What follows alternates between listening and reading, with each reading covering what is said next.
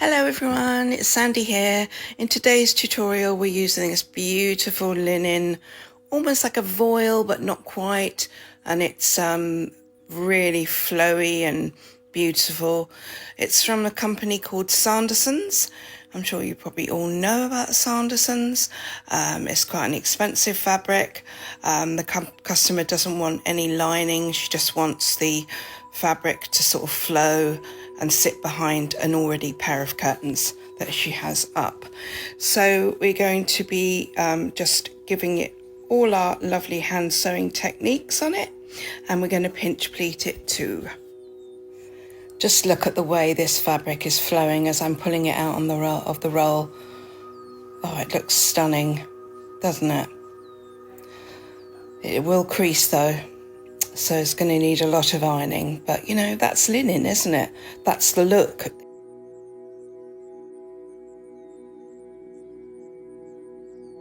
At the moment I'm folding it together because I only need 2 widths on this roll, so I'm folding it together and then I'm just going all the way along and then marking the centre mark once I've folded it together, and then I'm going to cut along that centre mark to give me my 2 widths.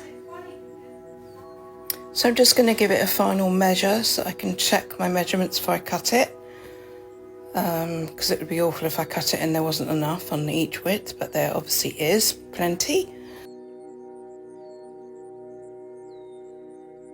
So I'm now going to take the top width off, and then I will flip it over so that the right side is against the right side of the other one. So the other one will also be flipped over, so that you know that you've got the right sides together.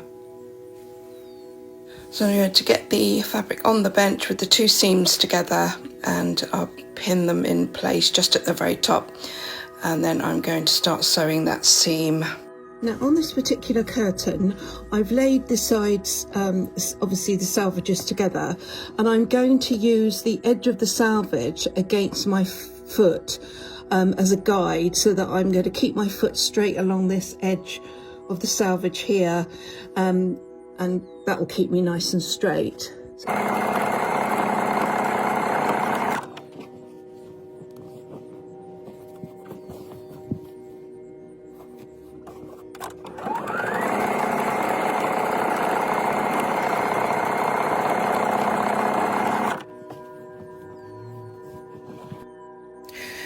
Right, now that I've sewn the seam, I'm going to press the seam open with my iron, and already we can see that the curtain is starting to crease, which is inevitable, as I mentioned earlier. There's such a lot of this curtain because we're using quite a bit in the top when we do the pinch pleats, which I will show you soon.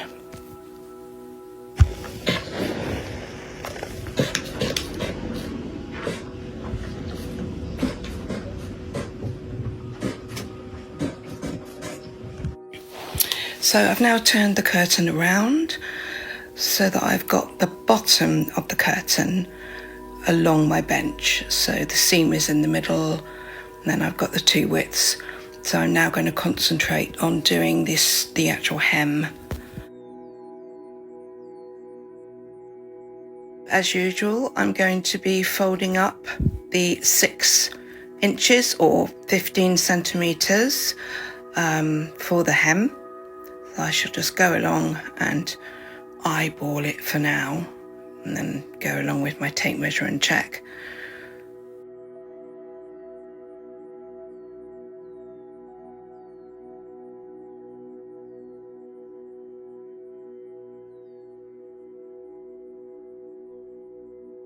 And then obviously I'll press that in place once I've got the exact amount folded over, to give a nice creased mark at the bottom. Whoops.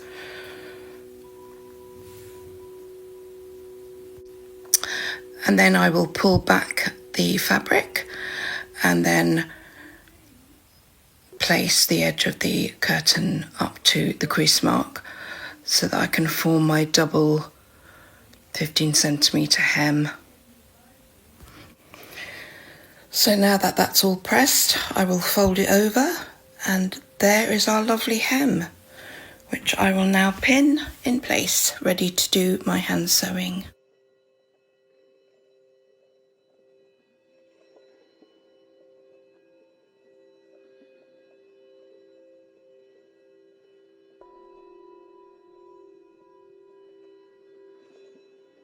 Okay, so now we're going to be working on our sides. We've done the hem. I haven't sewn it by hand yet. I'm getting everything prepared and pinned in before I start sewing. Now I'm just going to double check what measurement I've got at the bottom so I can have exactly the same at the top. So basically I have allowed 6 centimetres from the very top of the curtain here, from the right where the fuzzy bit of the selvage starts. That's what I call it anyway. And I'm just going to get my iron fired up. Sorry, let's get that fired up.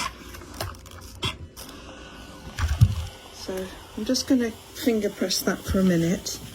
Now with the sides of this curtain, it's completely different to what it's like when you're lining it. You're doing something completely different because obviously you haven't got anything at the back. You don't want to be seeing any salvages or any ugly pieces of fabric. You want it all to look really neat. And I'm just going to sort out the 6 here, make sure it's straight, and we've got exactly the same amount of fabric all the way down. This is very important with pinch pleats because you want it to be straight, you want it to have the same amount of fabric all the way along so the pleats sit really nicely. So make sure your measurements are 100% here. So I finger press this bit. I'm just going to give that a go with the iron, and then I'm just going to continue down the side here, making sure I'm allowing the 6 centimetres turn in, and then I will show you what to do once I've done this.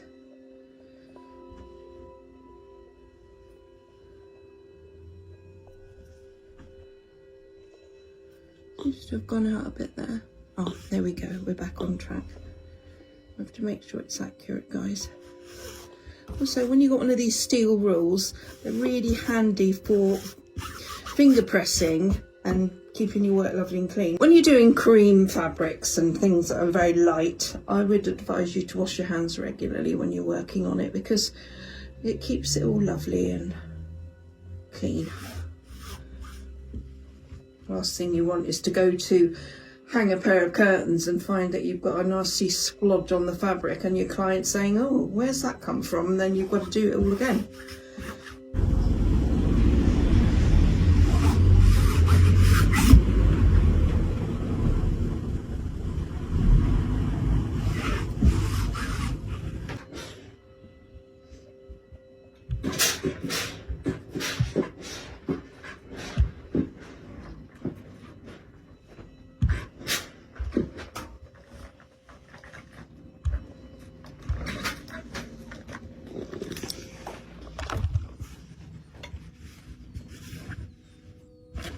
Right, so you've got your turn in. You're now going to pull it back on itself like you're doing a hem at the side. Take your fluffy side of your selvage up to the crease, just before the crease line, and finger press that so that you're then left with this. This is what you're going to hand stitch along here like you do a hem, but you're going to do that instead. And that is what you're going to see on the reverse. So it's all going to be beautifully hand stitched. And you won't see any nasty kind of salvages because it will be tucked in like that. Now if I had more fabric, I'm not going to lie, I would do it exactly the same size as the hem, because then it's going to look all beautifully balanced on the inside as well as on the outside. But I don't have enough fabric, so I'm just going to be doing very small little side turn-ins, which is fine. It will still look lovely. It wouldn't be how I would choose to do it. So I'm just finger pressing this all the way along because it's linen. If it wasn't linen, then I'd be going along with the iron. But I'm just going to finger press it here.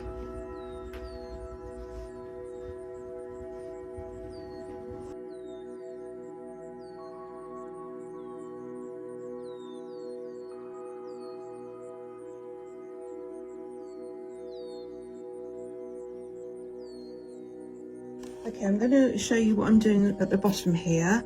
Now I've gone, as I just did, turned over 6 centimeters from this fluffy side to the end, pulled it back, finger pressed it along here, and then I'm going to go in at the bottom like this, so that in the corner it's going to look like this. So it'll all be hand stitched along the bottom there, just straight, and then it will be hand stitched up here, all the way up here, and then I will hand stitch it from there.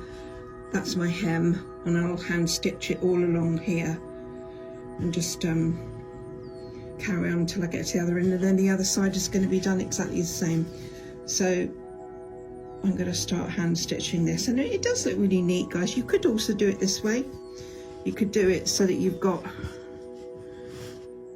could do this. So undo that pin there. You could do that, and then that, and then that. In fact, that may be even nicer. Answers on a postcard. What do you think? Which one would you choose? In fact, I think I might do it like that. You know, it's just, yeah. I think that probably will look better, don't you guys? Tell me in the comments what you think. But I'm going to do it like that anyway. But yeah. So let's do it like that then. So I'm going to put a pin in. So it'll all be hand stitched to there, and then hand stitched close here, and then hand stitched along here. Yeah, that's what it's going to look like. I like that. This fabric is so beautiful. And then obviously this is all now finger pressed. So I'm going to pin here.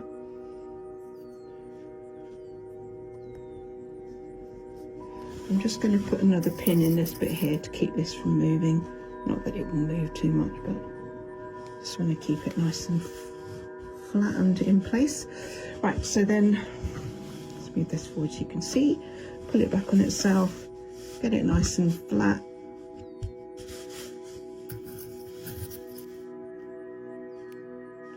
And then put your pins in however you like. I bet you're all thinking, she's going to use the P word in a minute. The P word being perpendicular. Because that's what I use. Sorry, my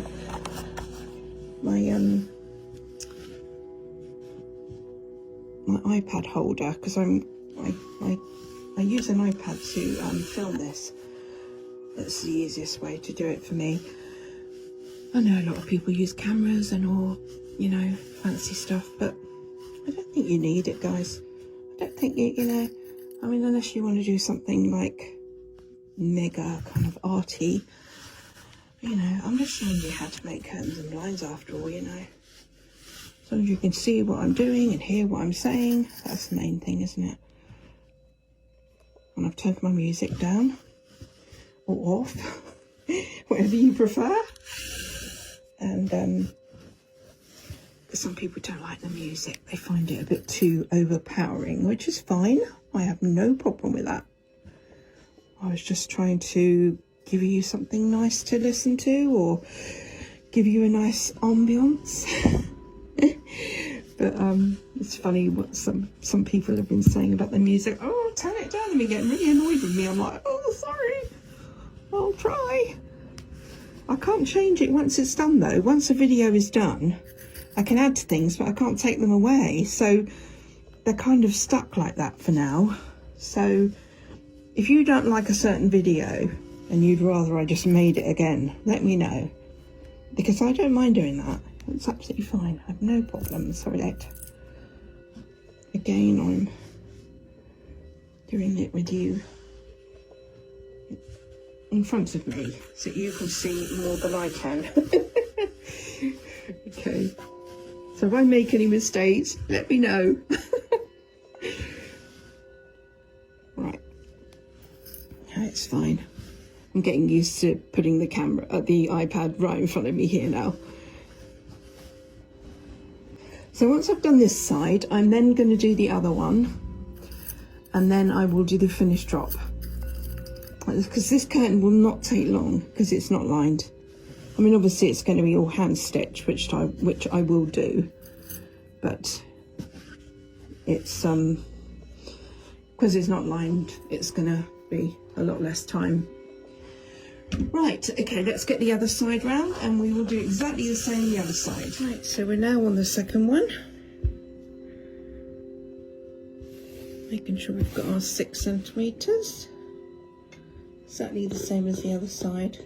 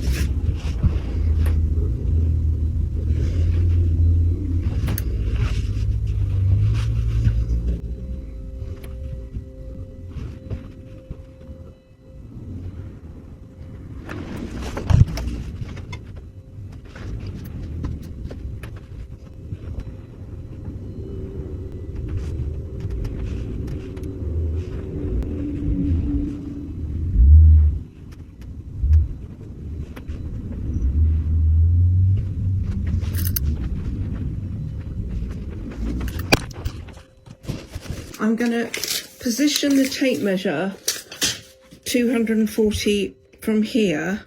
You can see here what I'm doing it from there. I need to just adjust this bottom bit because it looks like it's moved. This corner looks like it's going up a little bit, so I'm just adjusting it because I can tell when something doesn't look square and that doesn't. Right, so we've got quite a lot of fabric at the top. I'm going to show you what I'm doing. So I put it on the 240 at the bottom here, and that's dead on. So I'm now going to adjust this bit here. Now I've got all this here at the top. Now that should be my drop, and there's quite a lot at the top to play with. I mean, we do need quite a bit, but not as much as we've got. Let me just double check that I'm still on the end.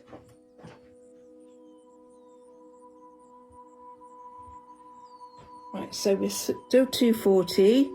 So I'm now going to put a pin in this bit here where the top is. That's our finished drop. So I'm putting the pin there, and then I'm going to go all along here and do the finished drop.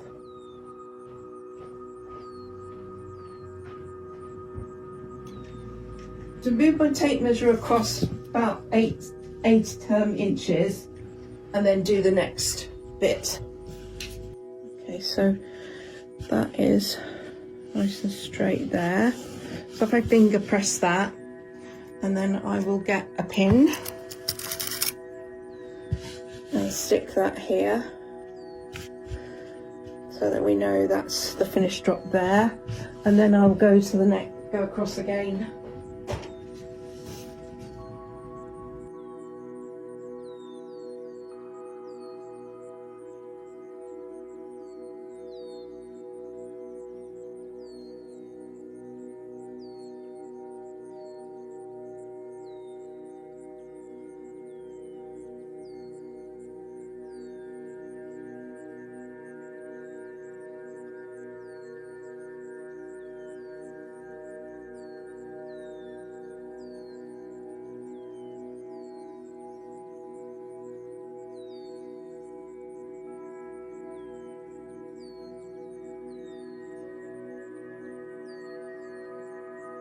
So once we've done the finished drop and we've got everything pinned, I'm now going over it with the iron all the way along the top. This is the buckram that I use all the time. It's a 6-inch single fusible buckram, so there's only one side that's fusible, which is that side where it's gluey and then you've got the other side that it isn't. So I have to work out from the top of the curtain how much buckram I'm going to need so that I can wrap the buckram round the curtain. So I'm going to show you how I do that. So this is our finished drop line. So I'm going to straighten that up nicely, and then I'm just going to take that pin out because that will get stuck under the buckram. And then I'm going to take the buckram and show you how it all works. So obviously it's going to look like that when it's up. That'll be where it will sit. But because we want no stitch lines in this curtain, the way to do it is by taking your fabric, so bringing the buckram this side of your line, folding your fabric over the buckram, keeping it straight at the side here, and this bit straight along there, and then from this bit here cutting down to about 5. You don't want to go all the way down to the bottom, because when you then turn it over, imagine that's not there, guys. Imagine that bit's cut away, which I'm going to do in a minute. You turn it over, and that will be what it looks like once you've turned it over. You won't need to sew this, because once you start putting your pleats in, you'll have gaps, yes, but it won't come out and it will be just in there. So it's a really nice professional look. So from this crease, you'll then need your 6 inches from here, and then 5 inches from there. So basically you're going to add another 11 inches onto your finished drop. So what you then do, because you know you're going to use 6 and then 5, you take off your 11, you measure from the crease line 11 inches, which is, so you get your ruler and put it on the crease, and then mark your 11 inches here.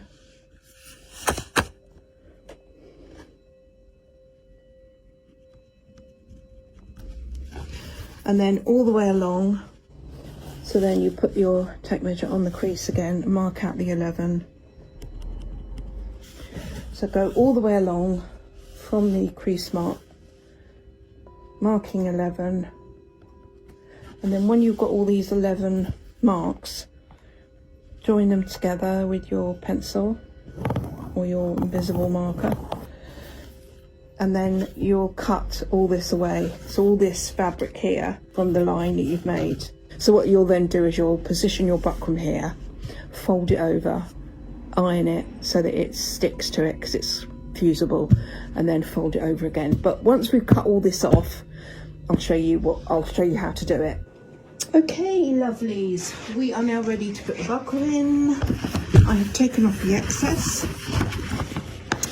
and I am going to unravel this buckram.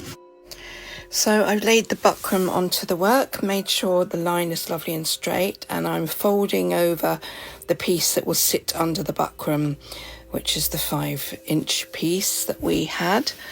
And I'm just going to literally go along, making sure that it's really tightly folded over, and also making sure, more importantly, I am on my crease line for my finished drop, because obviously if it drops, you know, the buckram drops, goes either way, the finished drop isn't going to be correct, so you have to make sure it's right on that crease line. And then once you've got it all in place, you'll get your iron and fuse it in. It's obviously got the fusible buckram facing up, so the fabric will stick to that, and that's what will hold it in place underneath your pinch pleats.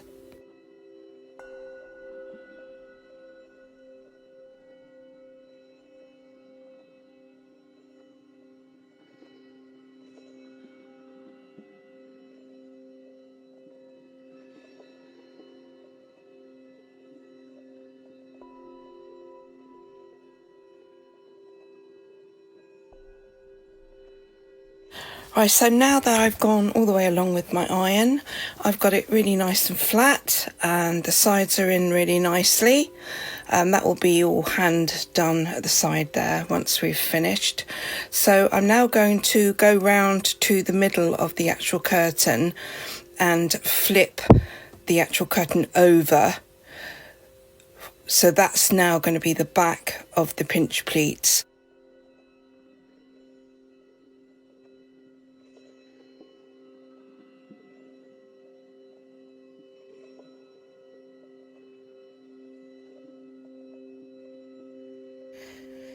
So I'm now straightening it all out at the top, making sure you know, it's all in line with each other and the crease at the top is lying nicely and we haven't gone over it or under it.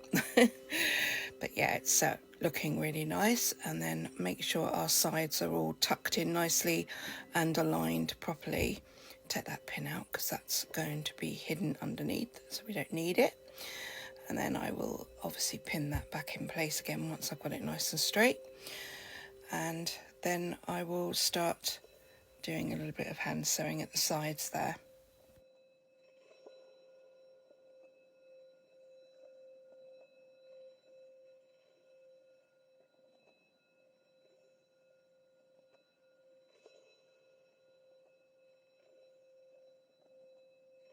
Right, so we're now going to work out our calculations for our pinch pleat curtain.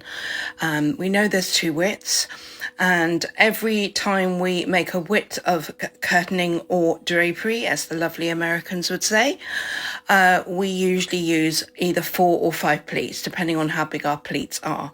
In this instance, I'm going to be doing 4, so the whole curtain will have 8 pleats in it because there's two widths. So first of all, we have to work out our flat width, and the flat width is basically the two pieces sewn together minus the turn-ins that go, you know, fold around, which I usually use about 5 or 6 centimeters. So my flat width is 280 centimeters. So once we've worked the 280 centimeters out, we then consider our rail size, which in this instance is 145 centimeters. What we then need to do is deduct 145 centimeters from our 280 centimeters. Yeah, is that 280, sorry. I'm trying to look at this and I don't have my glasses on, so not good. So once we've deducted our 145 from our 280, we're left with 135 for our pleats.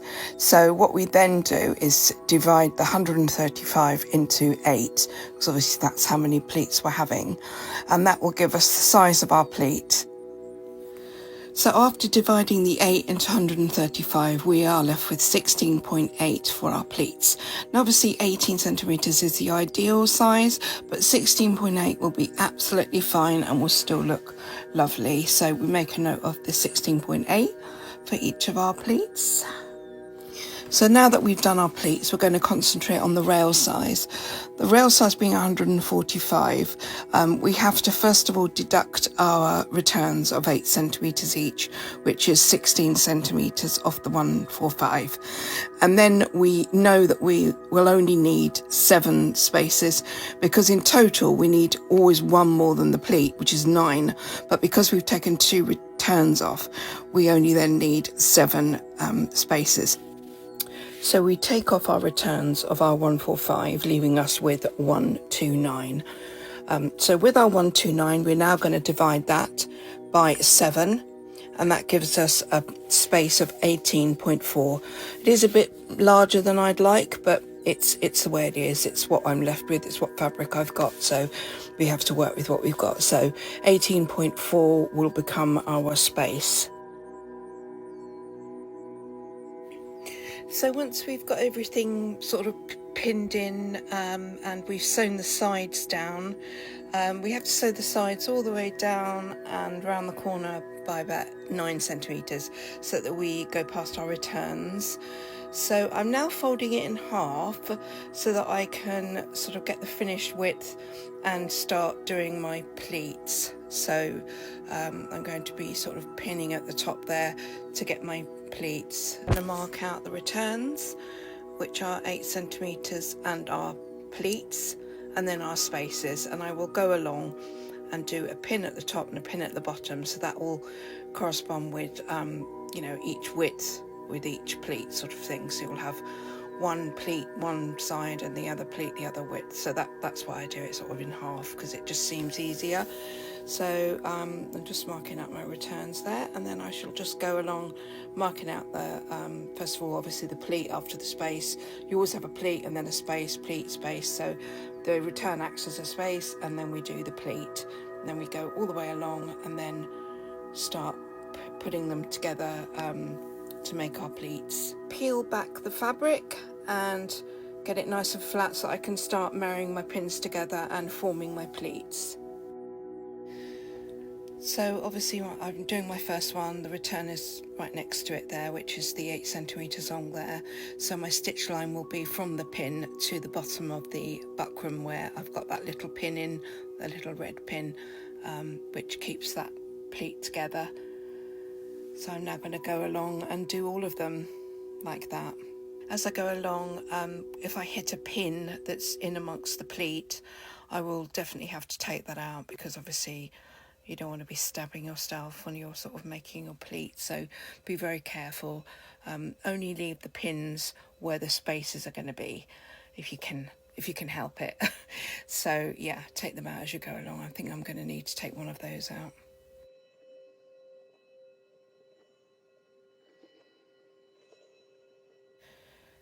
So I'll just carry on marrying the pins together and making a nice crease line, putting my pin at the bottom of the buckram until I've got all my 8 pleats done, ready for sewing.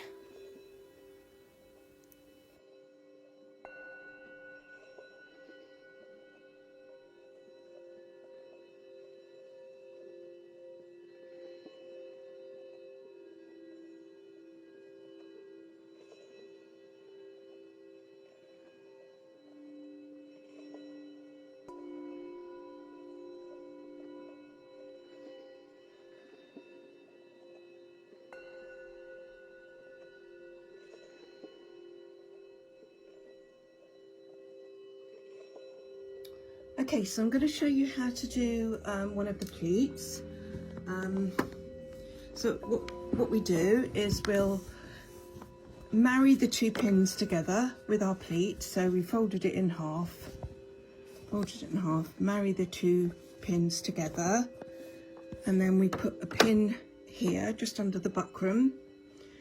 So when I'm going to sew this, I'm going to take the bottom, this back pin out, because these are lined up, and then I'm going to place this pin in line with this pin and then take that one out. So that is where my guide is. Now you can do yourself an invisible line with your sort of invisible pen, your marker, so that you've got exactly the right amount going from, let me just pull the camera back a little bit so you can see kind of what I'm doing here. So you've got it sort of like from there to here, there to there, there to there. So then you obviously sew down to where, just before the pin.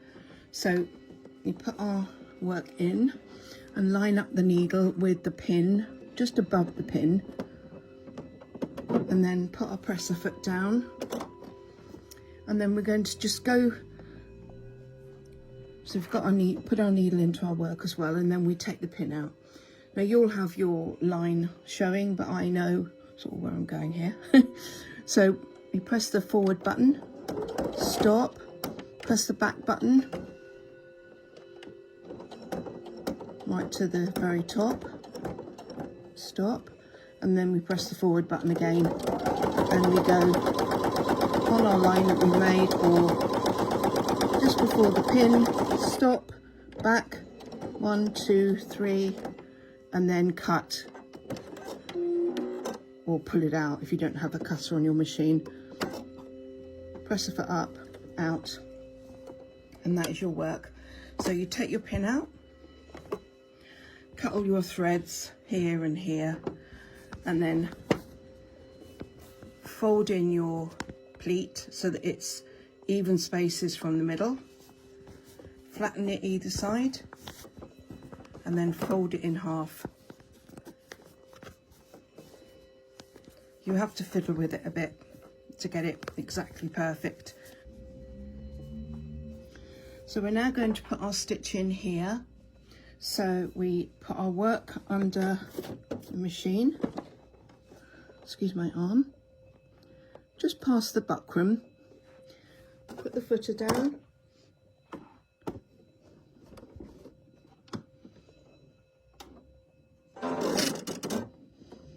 put our needle down, and then go forward a little bit, stop, and then back a bit, stop, and then cut. You only need a very tiny little stitch here to hold that in place, and then that's how it's got to be. Then obviously cut away all your threads and then go along and do all your pleats the same.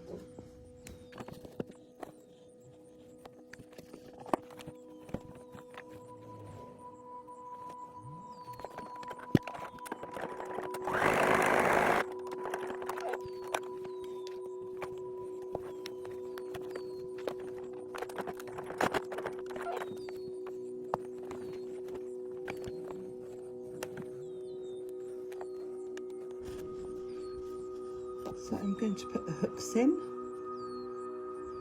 and I always go down to about 6 centimetres and put them in at that point there.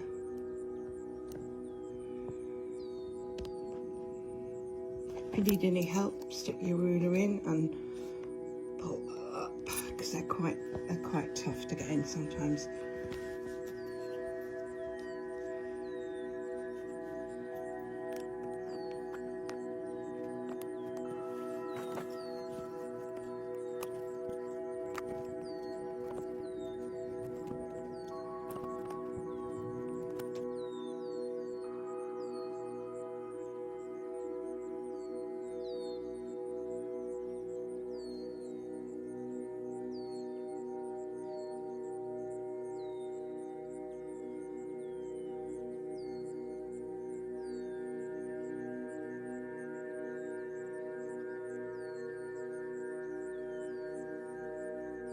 Now obviously you can see that, I mean, it is a bit creased. It looks better on the camera than it does in real life. It is quite creased. It's a lot higher than my shop track, so it's not sitting how it should really. But I mean, it is lovely. It has come out really nice. It does beautiful fabric, and it does hang very nice considering it's linen. I'm very surprised actually. And there's all the lovely hand stitching down the side, so it looks really nice. I thought that was a mark a minute ago. I nearly panicked then. It was a bit of fluff, but yeah, and it does look really nice. So if you want to purchase any of this linen, let me know, and I'll do a 10% discount for all my subscribers. So let me know if you'd like some. And it's a nice colour. It comes in a lovely green, because she was going to have a lovely moss green to start with, and it was beautiful, but she went for the cream in the end. But anyway, I hope you enjoyed this tutorial, and I hope you come back to me very soon. Please subscribe and share and like, because it really helps my channel. It's been lovely working with you guys, and I'll speak to you soon. Take care.